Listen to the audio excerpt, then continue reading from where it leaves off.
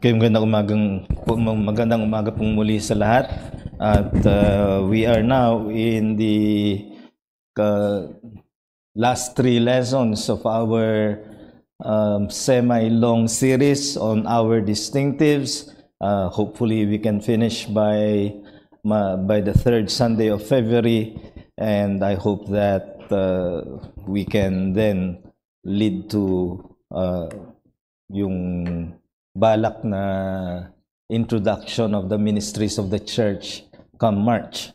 So we are looking at our distinctives, and for those who are perhaps coming new or first time in this series, we are talking about those characteristics, beliefs that distinguish a particular church in order to make it see the qualities of beliefs that distinguish it from others. And in this consideration of our distinctives, we looked at the categories in terms of a pyramid from the widest latitude. We are Orthodox, that is, we believe in those doctrines on God settled by the first 4 centuries against heresies. In this sense, we share this even with Catholics and churches of Christendom that believe in the Trinity, in the deity of Christ. But Orthodox does not make one evangelical, and we are evangelical in our belief that salvation is by grace alone. That is what constitutes the gospel. But also, above that is being reformed. And as reformed, we hold to the solace of the Reformation, centered on the doctrines of grace and a belief in the covenant of God as that which defines biblical history. But above that is being Puritan in terms of understanding of the Christian life as that which is in obedience to the Word of God and commitment to sanctification. And we are now in the last category, the Baptist distinctives. We hold to the Baptist church government and the marks of a local church. Now, let me make it clear that Baptists hold to theological commitments which are diverse and contrary. Not all Baptists are Reformed. In fact, not even all Baptists are evangelical. There are many liberal Baptists, yet they are not the original as far as history is concerned. Significant number of Baptists are evangelical but not Reformed. They are Arminian in theological language. What we are, and this is why we are studying our distinctives, Grace Baptist Church is a Reformed Baptist church with Puritan identity and commitment. And we are now dealing with what it is that makes us Baptists in distinctives. We are looking at 4 of this. We are done with believers' baptism by immersion. We are done with New Testament church government. In fact, we address this the longest because, again, we are trying to coincide with the process we are now undertaking in the church. We now look at the 3rd of this. To next Lord's Day, God willing, we will be looking at the last, liberty of conscience, and on the 3rd Sunday, some addenda, meaning those that we have not touched but still are important by way of distinguishing us. So we are looking at the question of the association of churches, and the issue here is, how does an independent church, which a Baptist church is, how does an independent church relate to other churches of like-minded faith? Paano makikipag-ugnayan ang isang iglesia na may kasarinlan, ngunit may iba pang mga iglesia na kapareho natin ang pananampalataya? That's the question. And here, again, we have been doing this pattern of answer, starting with wrong approaches.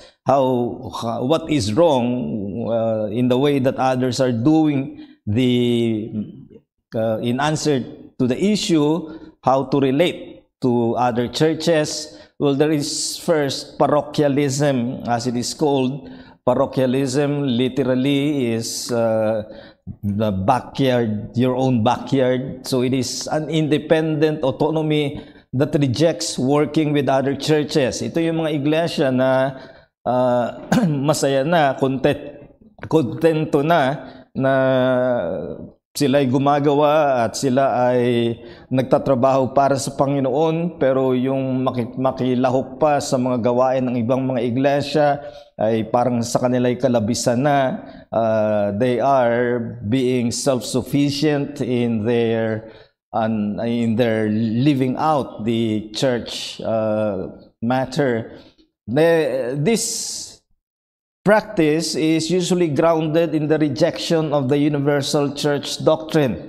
I came from that background, from Bible Baptists. They reject very militantly the idea of a universal church. For them, it's just local churches, nothing more. And that, of course, is unbiblical. We see in the New Testament that there is a reference to a church that you cannot apply to local churches as such. There is the Church of Christ, against which the gates of hell, we are told, will not prevail, and that cannot apply to local churches as such. It must apply to a church that is the company of all true sheep of Christ. That's John 10:16. So we believe in the universal church, which means that churches are only manifestations of that universal church. We are not totally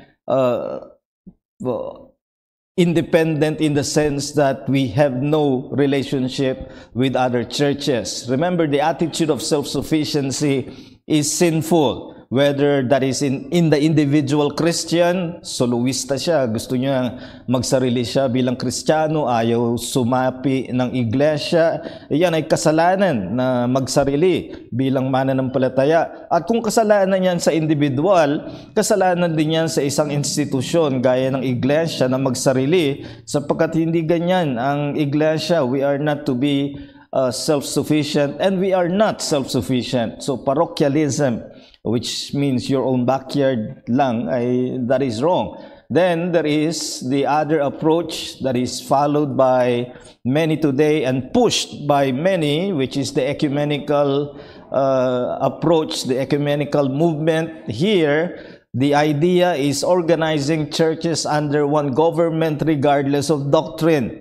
So may iba-ibang mga asosasyon ng iba-ibang organization rather na itinatag na regardless of your distinctives, whether you're Baptist, Presbyterian, Anglican, Evangelical, or Liberal, you join together because we are Christendom, and we reject that. Many of these churches only have very minimal requirement for membership. For example, the World Council of Churches is composed of many Protestant churches, and the only requisite is you believe in the deity of Christ. But believing in the deity of Christ, important as that is only making you Orthodox. That does not make you evangelical, and that is why there are many liberal churches in these organizations, those that we cannot hold any fellowship with in Christian terms. So sometimes they don't even make any requisite at all. If you want to join because the more the merrier, and that is the attitude of many. And the unity of churches, we must remember, is confessional. We do not have fellowship with churches that we cannot subscribe to the same confession. Kinakailangan ay mag-subscribe tayo sa confession that is clear enough in terms of being evangelical, and then as we go further in depth of our fellowship, then the more we require the agreement of confession in the gospel, confession of faith in doctrines. So most ecumenical bodies, without any surprise, are under Catholic rule, or else liberal Protestants. So ganyan ang nangyayari, and hindi tayo makakasali sa mga ganung ecumenical movements dahil mahalaga sa atin ang ating mga paniniwala na hindi natin pagtatakpan. We will not cover up just for the purpose of unifying with all bodies that claim to be Christian. Now, a third approach is denominationalism. Now, this at least is emphasizing agreement in beliefs before you can join a denomination. But what is the chief characteristic of a denomination is that there is a body governing member churches that must submit to it. So kung parang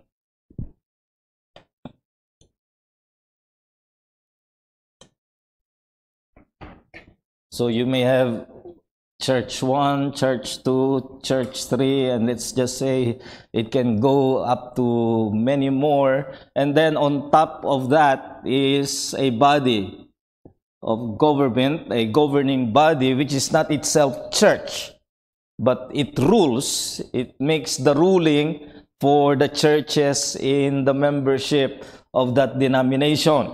And this is what characterizes a denomination, a ruling body above the member churches. And many non-Catholic churches accept denominational structure in order to be big. Hindi nila mapantayan ng Roman Catholic Church sa kalakhan. So they try to match it by joining together, give to a body that they consider the central body to make the decisions for the local churches. In return, local churches have responsibilities like giving a portion of their finances to the governing body. So the governing body decides the course of their member churches. Sometimes it even includes rotating preachers around their churches. Kaya sa Methodist Church, marami riyan ay yung pastor ay assigned by the governing body, and instead of being called from the homegrown members of the church. And the sad thing is that some Baptist groups have become denominations themselves, and which is contrary to Baptist beliefs. Baptists are those who, as we have seen, subscribe to the independence and autonomy of the local church. Every local church is self-governing, and therefore there should be none higher than the church to govern itself, because that's what Jesus said in the stages of church discipline recorded in Matthew 18:15 onwards.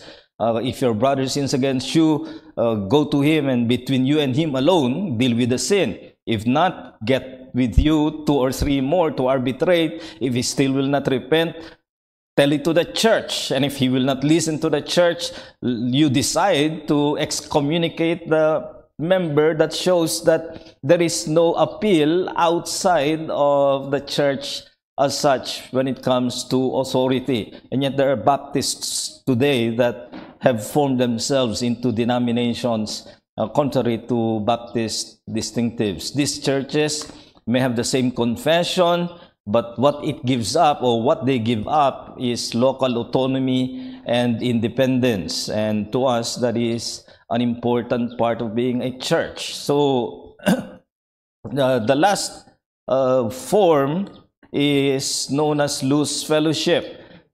Here, like-minded churches relate to each other, but without order or structure.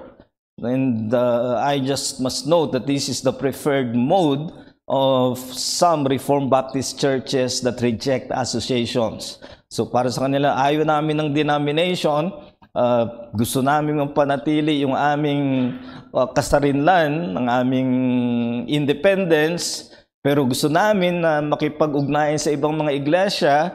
So paano gagawin? Loose fellowship, which means that they are functioning associationally but without an order. They try to relate with each other, but there is no order, no organization, no commitment, no constitution to bind the churches in their unity together. Now, that kind of fellowship, and I know that because I've been part of one for decades, it is subject to human fluctuation of commitment. Wala kang covenant, wala kang commitment. So, halimbawang tumawag ng meeting, dadalo ka kung gusto mo. Wala kang commitment na dumalo. Dadalo ka kung gusto mo. Siguro dadalo ka pag sinamahan mo na may lunch fellowship kasunod. Hindi naman. Pero they will try to give incentives so that people may attend, but it is not one that is done with commitment. I've seen that so many times. And what happens when you have no structure? You will be dominated by a big church or a big figure. That's what happened in the Luz Fellowship I was part of. Hindi makakilos yung mga maliliit lang na iglesia dahil wala silang kakayahan. Kaya yung malaking iglesia ang nagdidikta ngayon ng mga gagawin. The big church dictates what should be done, and no small church dares to oppose the big church or the big figure, and it becomes paternalistic. That is, para kang bata na pinapasunod ng magulang. Yan ang nangyayari sa isang Luz Fellowship. It is dominated by a big church or a big figure, and everything, whether in terms of activities, projects, etc., is, in fact, this is their own words, ad hoc, meaning as the need arises. There is no regularity to it, and there is no order. But that's the choice of many who are in a Luz Fellowship. Here, in answer to the issue, how should we relate to like-minded churches as an independent church? So without giving our independence and locality, how should we relate to other churches? Well, the first thing is that we must accept that there is a mandate of interchurch relation. Mando na ng Panginoon na makipag-ugnayan tayo sa ibang mga iglesia. It's no longer a choice. It's a matter of obedience that we relate to other churches. And that is because of the doctrine of the universal church. Hindi ko na ulitin to, napag-aralan natin ito noon. But the universal church is saying that company of all Christians, all true Christians in the world belong to one universal church. John 10:16, there will be one flock and one shepherd, which means all sheep belong to that one flock. All Christians in the world belong to that one flock. They are under one shepherd, not a human pastor, but rather the shepherd himself, the Lord Jesus Christ, as the shepherd of the universal church. What's the role of the local church? The local church manifests the universal church in a particular place. And you will often find this expression in the New Testament where Paul will greet the church of God, which is in Corinth.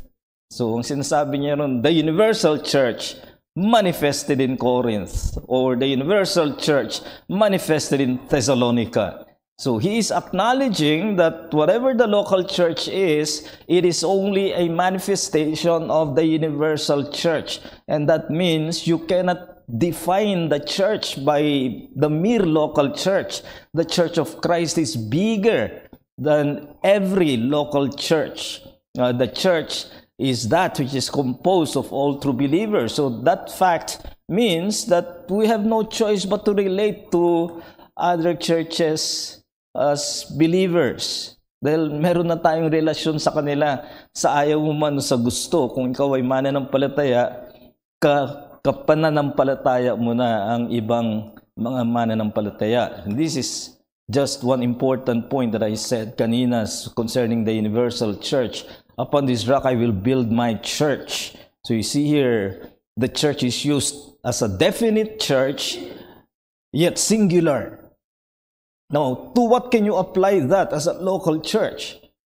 That cannot apply to a definite local church where you say it will never be lost.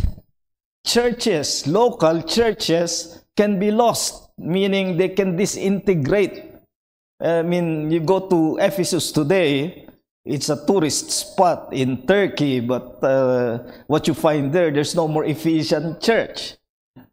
For more than 300 years, it existed as an Ephesian church, but it's just ruins today. So what church is it that Jesus referred to when he said, the gates of hell shall not prevail against it? It can only apply to that one universal church. So the mandate of interchurch relation means that we follow the life of the local churches we find in the New Testament. And in the New Testament, we see actual cases of active interchurch relations. To give you some sampling, in Acts 15, you have the Jerusalem Council, when there was a doctrinal issue because some were pushing and driving the doctrine that you cannot be a full-fledged Christian unless you get circumcised. That is, unless you become Jewish.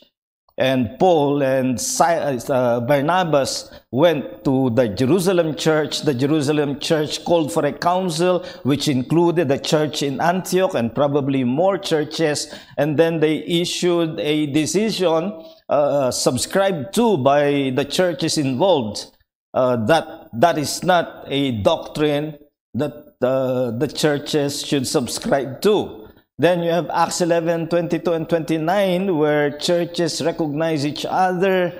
Nung marinig nilang may iglesia sa Antioch, nagpadala ang Jerusalem Church ng mga kapatid na titingin kung kikilalang iglesyang ito na kapwa nila iglesia sa pananampalataya at ng kanilang kilalanin nang magkaroon ng pangangailangan. There was famine in Jerusalem. Acts 11:29 says that churches helped the church in Jerusalem. So we see churches helping together in times of need. And expanding this further, 2 Corinthians 8:18 and following is important because it speaks of a messenger, a brother who was sent, and then later messengers of the churches. Why is that important? It shows that churches acted on one project involving people, and we can assume that these people may be members of different churches, and a particular brother may be a member of one church, and yet it was churches that decided together. So my idea as a loose fellowship system, that everything done should be done by a local church, not by a group of churches. And I do not see that in Scripture. In Scripture, I see churches working together even in common activities. So from there, we see that there is the virtue of order in church conduct. The reasoning is this: if there is the mandate of interchurch relationship, should we not put order to it? Remember that the loose fellowship is irregular and disordered. There's no order, there's no covenant, there's no defining system of how they relate to one another. But order is something that the New Testament commends of everything the church does should be in order. Paul commends this in Colossians 2 verse 5, though I am absent in body, yet I am with you in spirit, rejoicing to see your good order and the firmness of your faith in Christ. Now, faith here is not referring to our believing, but rather to what we believe. Meaning they are bonded together by common beliefs, and they put it in order. There is an order to the church, which is the reason why even in the absence of Paul, they could persevere in the faith. And 1 Corinthians 14:40 gives that characteristic of the church: let everything be done decently and in order. So everything in the church should be ordered. There is today the idea that if the Spirit comes and visits the church, everything is in chaos because you cannot control the Spirit. Sometimes they use Ephesians 5:18, do not be drunk with wine, but be filled with the Spirit. And they think that means there is a version of spiritual drunkenness. And so they act like drunk people in the church. And I'm not making up a story. These are things that happening in many churches who think that chaos is a good thing. In the scriptures, in the New Testament, order is what should characterize the church. And that should extend to how we relate to other churches. And therefore, as far as the historical practice of Baptists, which we follow now, is instead of parochialism, instead of ecumenism, instead of denomination, instead of loose fellowship, the proper way of interrelating with like-minded churches is understood as association. In an association of like-minded churches in a place, first, this is a confessional belief. This is in the 1689 Baptist Confession of Faith, which you should download to your mobile so for easy reference. Free yun. You should have one in your mobile. You can look at chapter 26, paragraphs 14 and 15. There you will see that where churches in the providence of God are put in the same place, it is according to the mind of Christ that they hold communion together.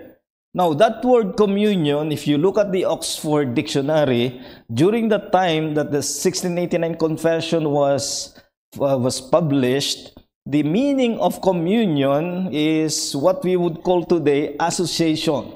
They associated together, which means they define the relationship. So, in an association, it avoids the weakness of denomination and of loose fellowship. How does it avoid the denomination? Walang body above the local churches. How does it avoid the weakness of the loose fellowship? May order instead of disordered. So there's no government body above the church, which is what a denomination becomes. But on the other hand, there is covenanted order and commitment, which a loose fellowship does not have. So it avoids the weaknesses of denomination and of loose fellowship. And one thing that characterizes an association, a big church will not dominate, because in an association, one church is one vote. Doesn't matter if your church has 1,000 members or just 5 members, but every church has one vote. So instead of this, church one, and then they will send messengers who will meet. They are messengers of churches, and whatever they decide should be the decision of their churches. So they make the vote as their churches as they have directed them.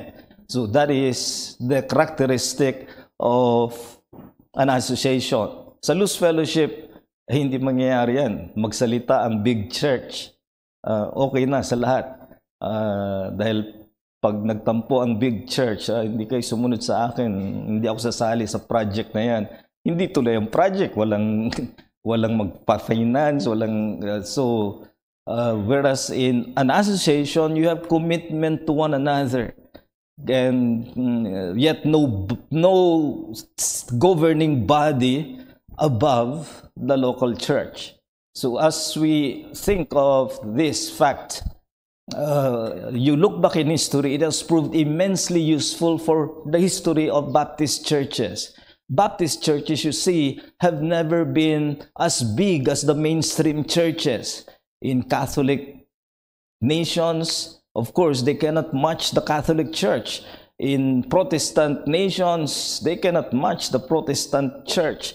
In Germany, or the Anglican Church in England and in other European countries, they cannot match the state churches. And so what they needed was to band together in associations, and that's what enabled them to flourish even in times of persecution, is because they decided that one way we can push forward despite our individual smallness and weakness, yet together we can flourish as churches. So, for example, as product of an association, the confessions that we have several confessions.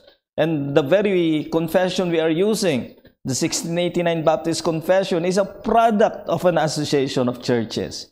Hindi yan isang church ang naglabas sila. Yan ay nagsama-sama ang ilang mga iglesia at inilabas ang 1689 Confession, or otherwise known as the Second London Baptist Confession. Missionary works were through associations. William Carey, who is considered to be the father of modern missions, was sent through the help of an association, a missionary association of churches.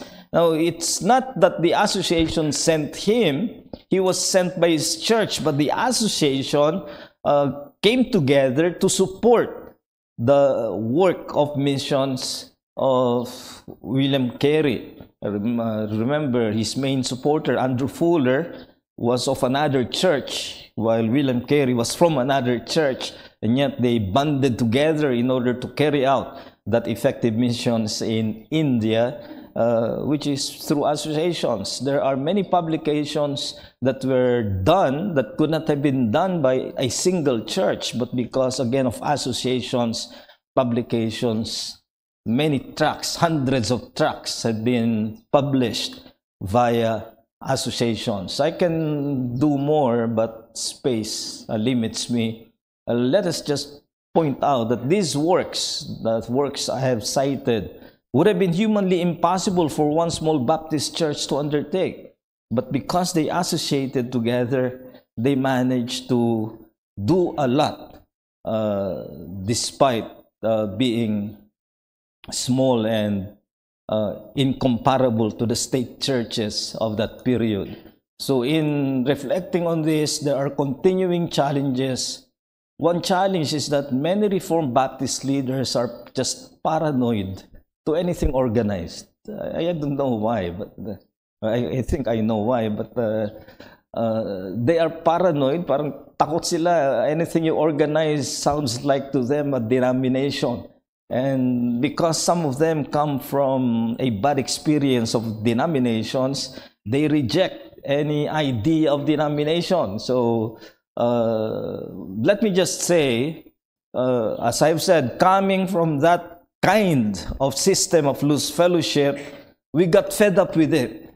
And several of us decided to organize the Reformed Baptist Association of Churches in Luzon, which is now called REBAP Luzon. And let me just say that it is now still continuing.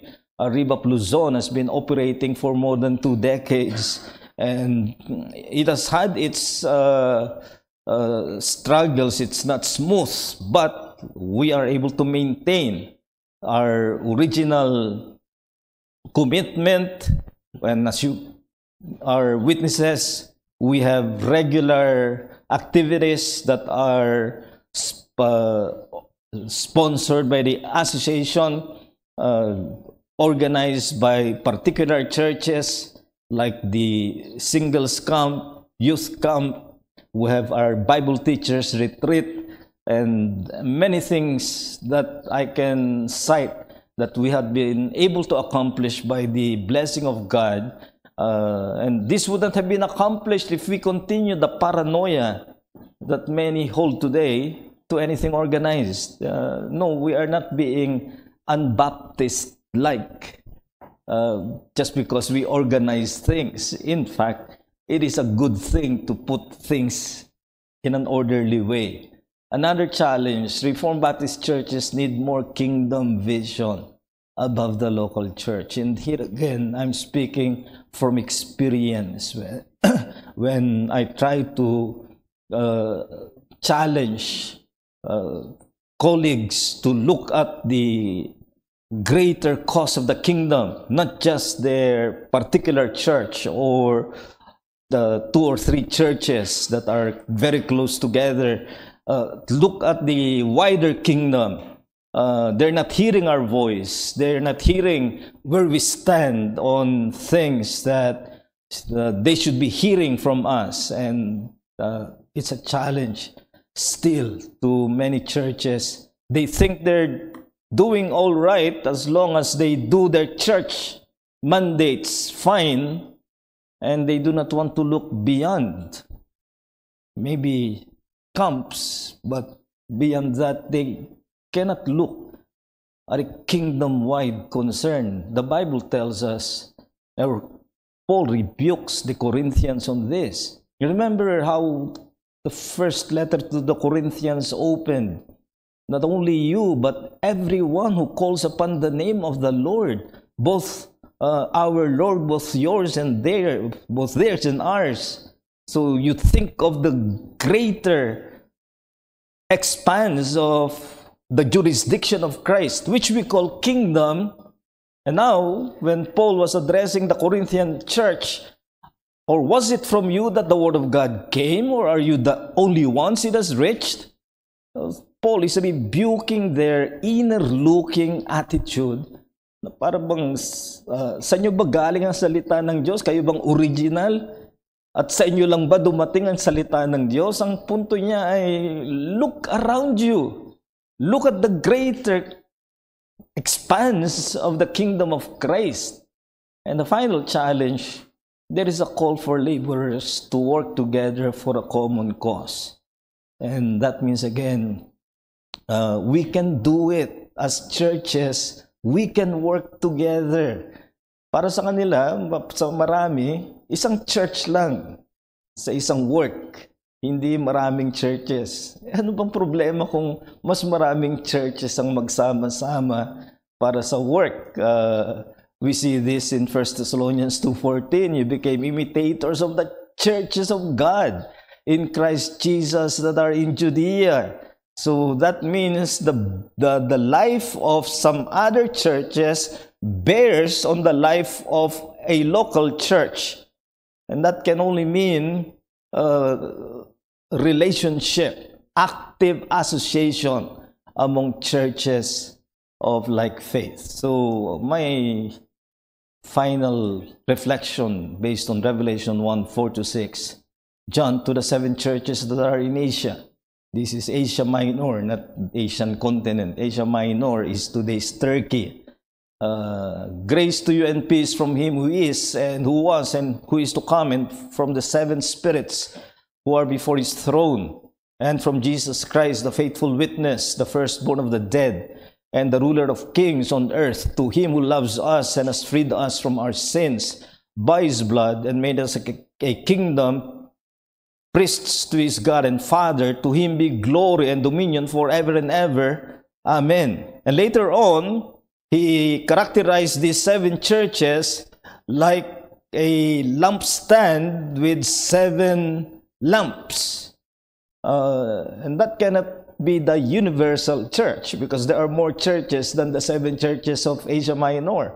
He is saying that these 7 churches in Asia Minor have banded together so that they become one lampstand, though still independent and autonomous, yet they banded together for the glory of the Lord Jesus Christ. So the challenge, brethren, is rise above locality of churches to serve the kingdom cause. And by rise above, I do not mean dismiss locality. Every Christian should have a local church. That I want to repeat as an emphasis I already made in another lesson. If you're a Christian and you have no local church that you can say you're a member of, you are undergoing a lifestyle that is not endorsed in the New Testament. Every Christian should be part of a local church. But then, the local church must rise above its locality and learn to serve the kingdom cause in the most expansive way that it is possible for us to do. That is why it is our distinctive to have an association of churches. Any question, objection, or challenge testimony. Yes, Jean.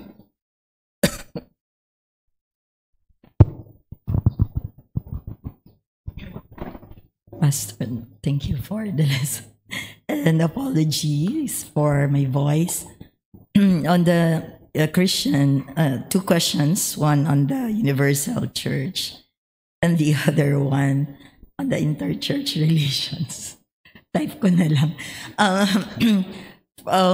Pastor, yeah, if an individual is not obeying the Lord to join a church, a local church, that individual, if he or she is a true believer, is disobeying God, right?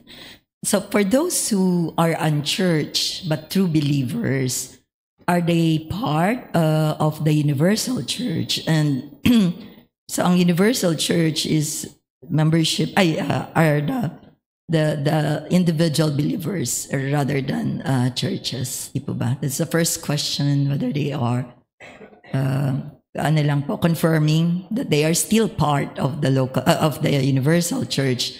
And the other one on the interchurch relations, in the area of, as we must have observed, church discipline that spilled over to information for which spilled over to another church, which is a member of the association.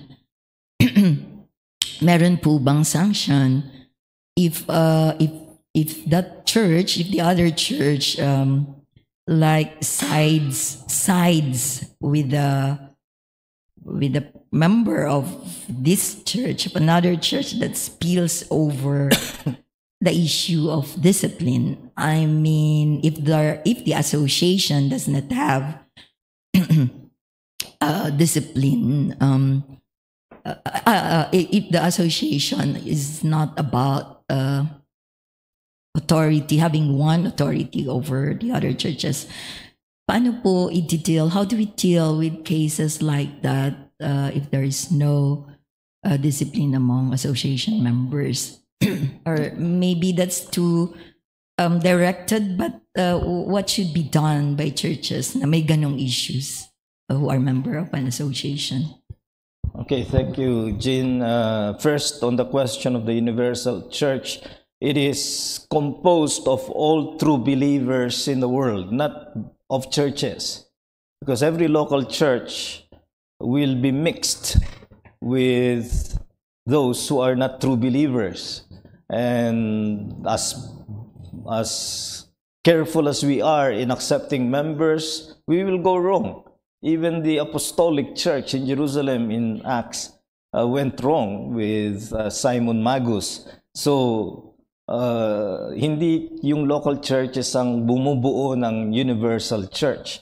Ang bumubuo ng universal church ay individual believers. All true believers in the world are members of the universal church. That's John 10:16. Other sheep I have, which are not of this fold, that is Jewish, other sheep Gentiles. Them also I must bring. And when you bring together followers of Christ, both Jews and Gentiles, you have one flock under one shepherd. So the one universal church is composed of all true believers, which compounds a believer refusing to be a member of a local church, because he's already part of the universal church, and the manifestation of the universal church is the local church refusing to join a local church compounds his guilt. It does not mollify it dahil hindi niya pwedeng sabihin, ay, member na ako ng universal church. Saan ka attend? Kailangan mag-attend ka ng local church, kailangan mag-Lord Supper ka, kailangan and there are many duties that you can only do in the local church. So that's how. Now, on matter of problems within a local church that is a member of the association, this is a work in progress even among us churches in association. There is a clear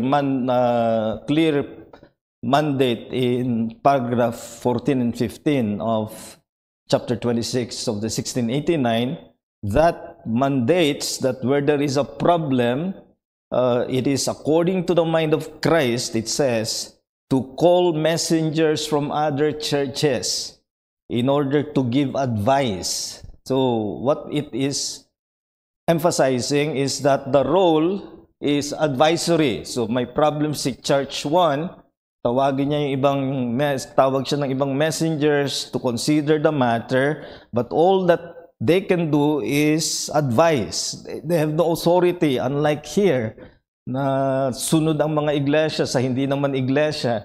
So, but here, it's only advisory. Has this been done in our association? I can think of one or two, but I can think of more that this should have been done, and it was not done. Why? Because when faced with internal problem, local churches do not want to call outside churches to look into their problems. But it's something that the Confession of Faith suggests we do. In fact, this has come to a point where it has become a problem in Ribap, Luzon, and just this month, February 21, they've designated a time of meeting of the pastors of churches of the association to address the subject of how to deal with this issue of internal problems and how other churches can help. And because I was absent in the last ministers meeting, because I told you my son, we had to rush to the hospital then, so absent ako. Akong na-volunteer na magsalita tungkol dito. So I'm researching and I'm reading some good materials that I believe churches may initiate if the internal trouble of a local church is beginning to affect other churches as well. But the most that we could do is advise. We cannot have authority over a local church. Ang isang magagawa, sinabi ng isang nabasa ko ay, ang ginagawa ng mga nakaraan ay they send letters to the member churches of the advice of the messengers.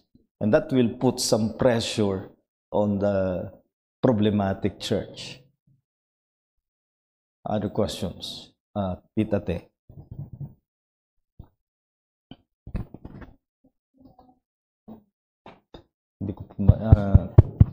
Upon this rock, sinabi, upon this rock, I will build my church. So pinakita na sa atin ng Panginoon ang kanyang vision. Ngayon, ang tanong ko, ito bang mga association of churches in relation to the body of Christ ay talaga bang nagsasagawa ng mga bagay para mabuo ang body of Christ? Yun ang isang tanong. Pangalawang tanong, nasaan tayo? Ano ba tayo doon sa body of Christ na yon na pwedeng mag-contribute para mapalago ang isang body of Christ? Okay, salamat po. Every local church that is a true church is the body of Christ. And that's what Paul calls Corinth. That's what Paul calls Rome. The Roman church is the body of Christ. And then we talk of the body of Christ universal. So that's what we are building up. We are building up both the local church and the universal church. And the best way we can do that, this is what I am contending for, by associating as churches. We can help together better in the common cause of flourishing the body of Christ, both locally and universally.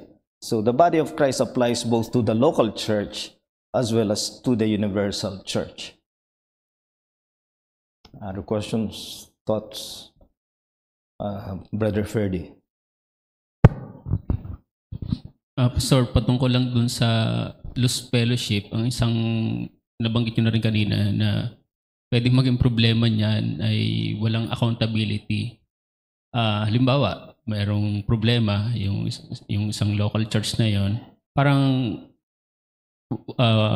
pwede rin siyang hindi humingi ng tulong sa ano, or ayaw niya, may mga ganun eh. Ayaw niya humingi ng tulong sa any reformed church or bagaman kakilala or ano. So yun lang yung ako nakita ko na problema minsan ng isang loose fellowship na iglesia.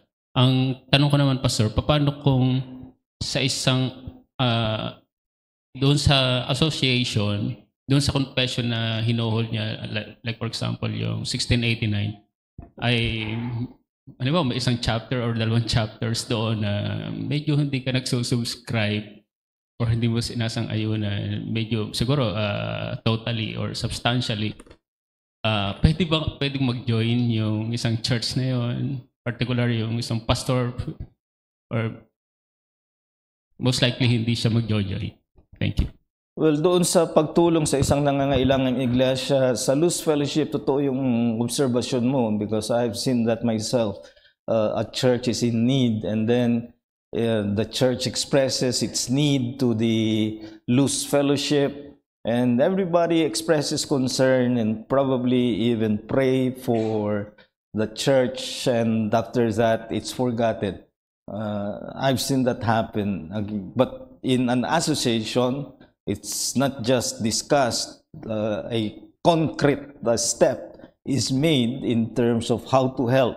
And we have done this. Every year we're doing this for churches na nangangailangan. Yung may mga iglesyang binagyo, tinulungan natin na sa local church, pero bukod pa rin, yung association ay tumulong as an association of churches, that is benevolence in action by an association of churches. Now, in joining the association, ang nakalagay lang na requisite ay you hold substantially to the 1689 confession, not total subscriptionism, that is the theological word na talagang every word of the confession ay you must adopt. And for myself, in conscience, I cannot adopt, for example, it's chapter that says the Pope is the Antichrist. No, I don't believe that. Any religious leadership institution can be a manifestation of the Antichrist, but to say that he is the Antichrist is not right. Chapter 10, paragraph 3 also says every infant that dies in infancy is God's elect. I also cannot in conscience adopt that because I believe that dead infants are to be in the mercy of God's hand. So it's not because they are innocent, they are still sinners, but the mercy of God is extended to the helpless, not the innocent. They're not innocent, but they're helpless. And the mercy of God can be invoked on their behalf. So I'm not a full subscriptionist to the 1689. It's not required for joining the association. Other questions? Yes, G. May mga nakita po akong churches that ina-absorb sila ng bigger church. Like if something happened to a smaller church, they were automatically absorbed by a bigger church. So dito sa association ba natin, or I mean the GBC as a member of an association, pag nangyari po yon na something happen in a smaller church, does it has to be that they have to be a member of the association, or the church can just decide for themselves na sila ay magpa-absorb to another church? No, first of all, I do not believe in absorbing a whole church to another church. Well, they must apply individually for membership of the church because they're cheap. It's parang nag-transfer sila. sa ibang church. Hindi buong church, may problema kayo. Sige, yung buong church mula ngayon. Nangyayari yun sa business merger, pero hindi sa churches because we expand by individual application of membership. So they need to apply individually for membership if they will transfer to our church. But we do not absorb the whole church. And we do not require that a person applying for membership should believe in associationalism in order to become a member. We only want him to be a disciple, a Christian, and that's all. Other thoughts, questions? Manong Joe. Pastor, dalawa uli yung questions ko. Tungkol po dun sa Association of Churches. Saka pangalawa, yung friendliness or fellowshipping with other churches. Kasi it is a fact na may mga Bible Bap, may Fundamental Bap, Evangelical Baptist Church around. Ngayon, yung Association of Churches, Pastor, yung basihan natin doon is kasing sa Kristiyano, merong major doctrine saka minor doctrines. So, yung major doctrine, palagay ko yun ang ating basihan, the blood of Christ, the Trinity, the Bible. Pero kung saka yung second coming, ngayon, kung hindi siya naniniwala sa amillennialism, kundi premillennialist siya, we can still go with them, you know. Yung attitude, Pastor. Tapos yun nga, yung sinabi ko kanina, yung in a personal level, anong masabi niyo, Pastor, na imbitahan akong mag-worship or punta ka dun sa amin sa church, siya ay Bible Bob or Fundamental Bob. Anong attitude natin doon, Pastor, or stand? Well, okay. Una, doon sa basis ng fellowship sa association, the basis of doctrine is the 1689 Confession substantially adhered to. So, kinakailangan 1689 Confession believer siya. So that excludes many other churches that do not even subscribe to the minimum ng identity ng 1689. But as to let me use another word. I do not like the categorization of major doctrine, minor doctrine. I do not believe that there is a minor doctrine. Every doctrine, that's why it's revealed in Scripture, is to have an effect on one's life. We can differentiate gospel doctrines and other doctrines which may not be for the gospel, but not saving as the gospel, but still important for other matters of Christian living. As to the requirement kaya sa 1689, the 1689 does not support which millennial position you will hold. Isasama ko sa addenda sa third Sunday. We stand on amillennialism in eschatology, but in the association there are post-millennialists, and we sometimes discuss lightheartedly, but it's not required that one should be a millennialist.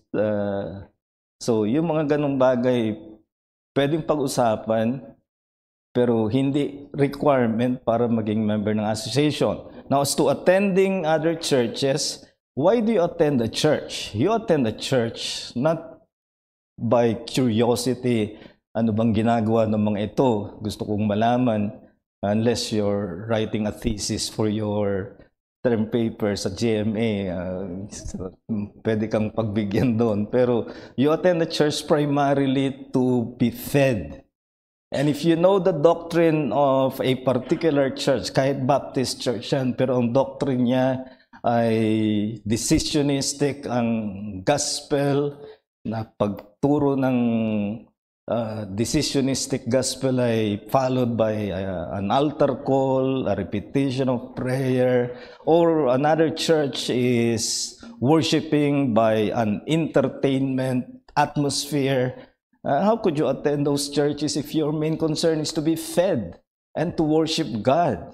So, by priority, you choose churches that you can worship God according to your conscience.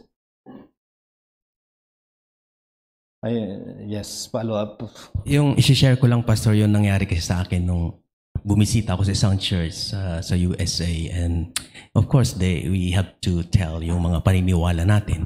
At isang point doon na sinabi ko na I believe in 5 points of Calvinism.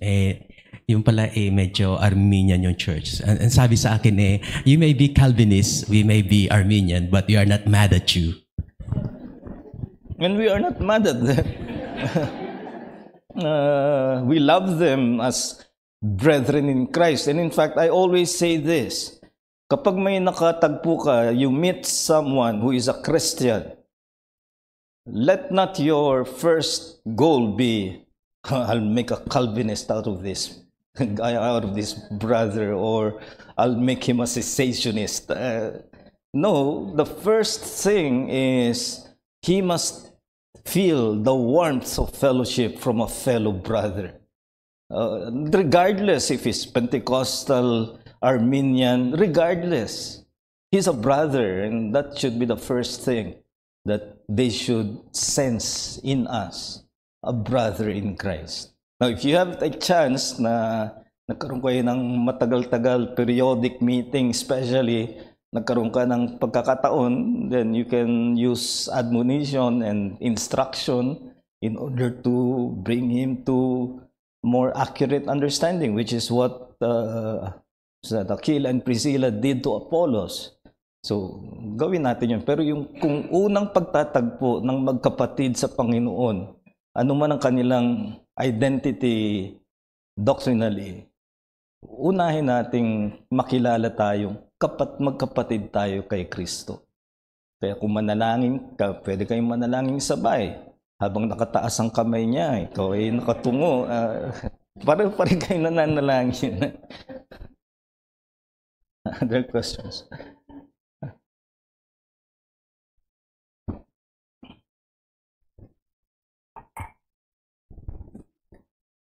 Okay, last two.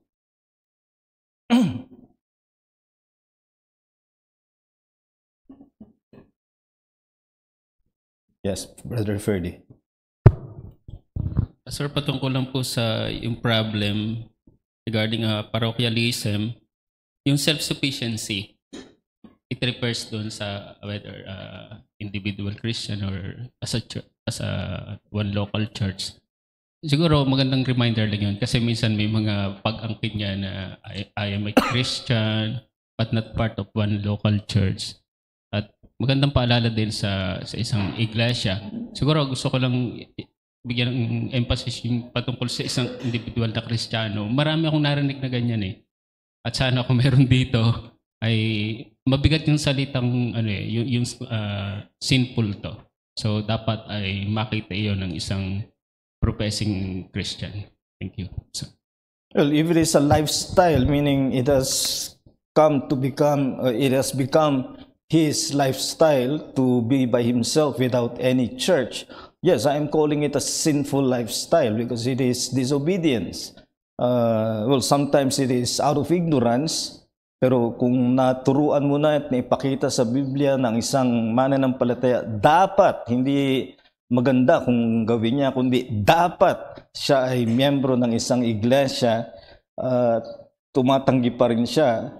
Many times, the reason is because they do not want an authority above them. They love their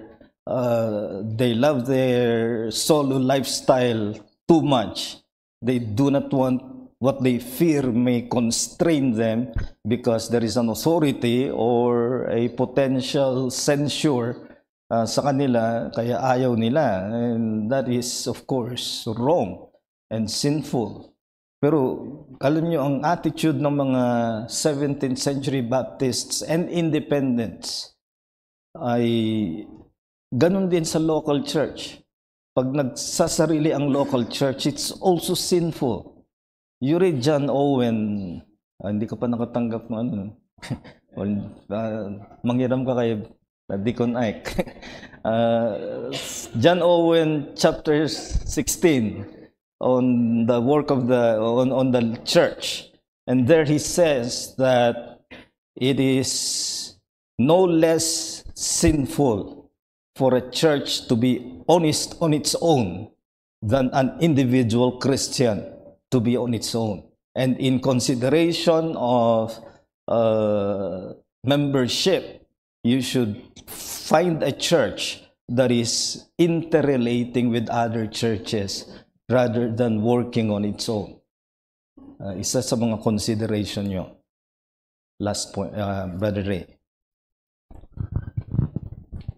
Pastor, dalawa po yung concern ko pero very related. Let's say yung first po is within the like-minded churches, within the Reformed mga Baptist churches po. Yung isa naman is yung hindi sila Reformed, like yung binanggit po kanina na mga Armenians and then mga fundamentalists. If a brother in the church here in GBCLB is invited, for example, to teach a Sunday school and then sometimes siguro to preach doon sa within the associated churches, ano po ba yung procedure po natin doon, or let's say with due respect for the pastor and also the deacons, and then kung doon naman po siya i-invite na mag-preach or mag-Sunday school sa isa pong church na hindi po kasama doon sa Reform, ano po ba yung procedure po natin sa ganun?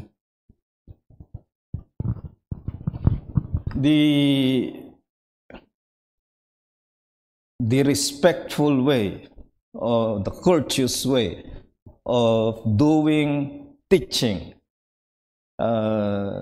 in the church or outside the church is by informing the official teaching ministry of the church, because that's the official teaching. Hindi naman pwedeng basta ka na lang mangangaral, magtuturo na hindi ipinapaalam sa tagapagturo sa iglesia. Pero ilang ulit nang nangyari yan, nalaman ko na lang, no preacher pala si brother ganito doon. First, don't be afraid to inform me, because I love the word to be ministered in churches that may not even be of like faith. Kaya huwag mong isipin na, pagbabawalan ako. Hindi. Ang issue lamang doon, may kakayahan ka ba? May gift ka ba? Because I cannot in conscience permit someone who has no gift or who has a different belief to scatter it, spread it in the name of the church. Dahil siyempre ipapakilala siya ay taga Grace Baptist Church ng Los Baños. Dyan, si Pastor Noel Espinosa rin. At tapos nangaral siya ng alam ko na hindi yung paninindigan ng iglesia, then he is using the name of the church for something that we cannot endorse. So I sometimes say no to that, not because we do not want our men to be used for teaching in other churches, but just the same here, we're in the process of considering men for the eldership. What do we judge them by? Graces and gifts.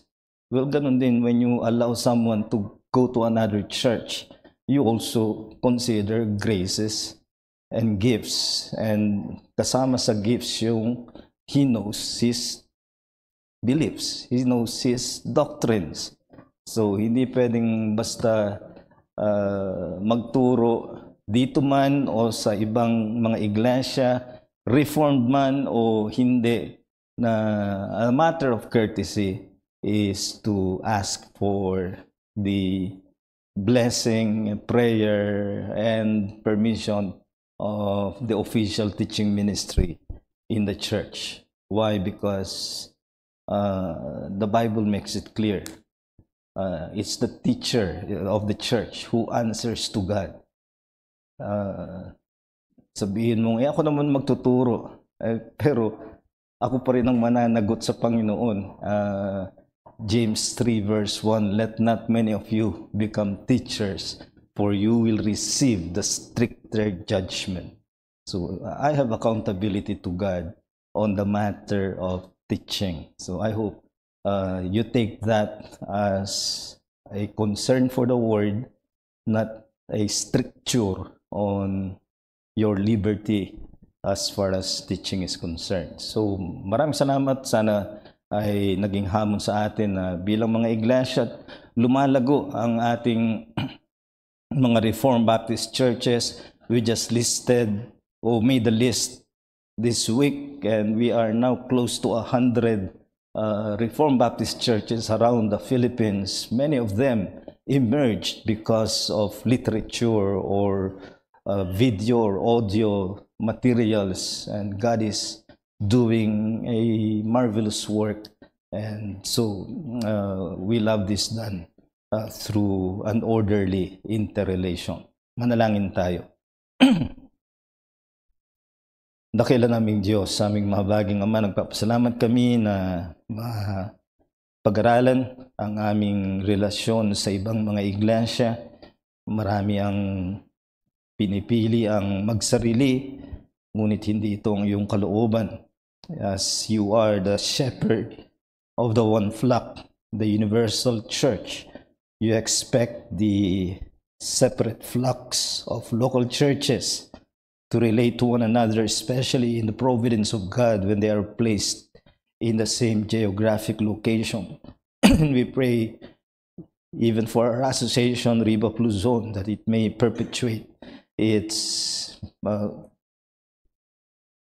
close relationship one to another and helping one another in the common cause of promoting the kingdom of the Lord Jesus Christ. And we pray for our fellow like-minded churches to accept the challenge of a vision that expands to the kingdom of Christ and not just to look at their own backyards. We pray for the flourishing of your cause through churches, which is your design. We pray for those who may be true believers but without a church. Challenge them in that lifestyle and make them realize that it is for their good that you have mandated that every sheep belong to a flock, and may every flock seek to fellowship with other flocks as we seek to expand the cause of our Lord and Savior, Jesus Christ. So be with us in the application of this, and we pray all these things in the name of our Lord and Savior, Jesus Christ. Amen.